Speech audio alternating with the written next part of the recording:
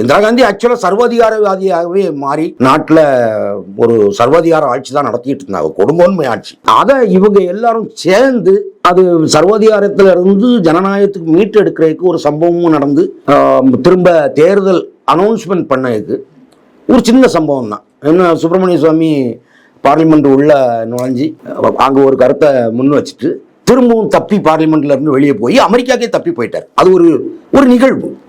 அந்த நிகழ்வு இந்திரா காந்திக்கு உலக நாடுகள் முழுதும் ரொம்ப பெரிய கேவலமாகவும் அசிங்கமாகவும் ஆயிடுச்சு. இல்லைன்னா இந்திரா காந்தி அம்மையார் வந்து அந்த நேரத்தில் இது தேர்தலுக்கு அறிவிப்பு கொடுக்கறதுக்கு வாய்ப்பே கிடையாது, அந்த அளவுக்கு போயிடுச்சு. அந்த ஒரு சம்பவம் அப்படியே அரசியலத்தை திருப்பி போட்டு மீண்டும் ஜனநாயகத்தை மீட்டோம். அதே மாதிரி தமிழகத்துல இன்னைக்கு ரொம்ப அசாதாரணமான ஒரு சூழ்நிலை, அந்த எமர்ஜென்சி பீரியடை விட மோசமான சூழ்நிலையில இந்த முதல் குடும்பமும் அந்த முதல் கொள்ளைக்கார குடும்பமும் இந்த குறுநில கொள்ளைக்காரர்கள் எல்லாரும் குறுநில மன்னர்கள்ங்கிறாங்க. அந்த தவறான வார்த்தை. ஆக்சுவலாக அந்த திமுக காரனுங்க ஒவ்வொரு டிஸ்ட்ரிக்ட்டுக்கும் 5 பேர் 6 பேர் 8 பேர் 10 பேர் இருக்கான், எல்லாம் குறுநில கொள்ளையர்கள்.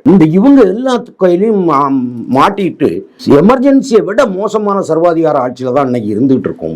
மீடியாவில் பேசுறதை நீங்கள் பார்த்துருக்கலாம். இந்த வரதராஜன் மாதிரி 1-2 ஆட்கள் தைரியமாக பேசக்கூடியவங்க அவ்வளோ பேர், மாரிதாஸ், கிஷோர் கசாமி எல்லாத்தையும் பிடிச்சி உள்ள வைக்கிறது.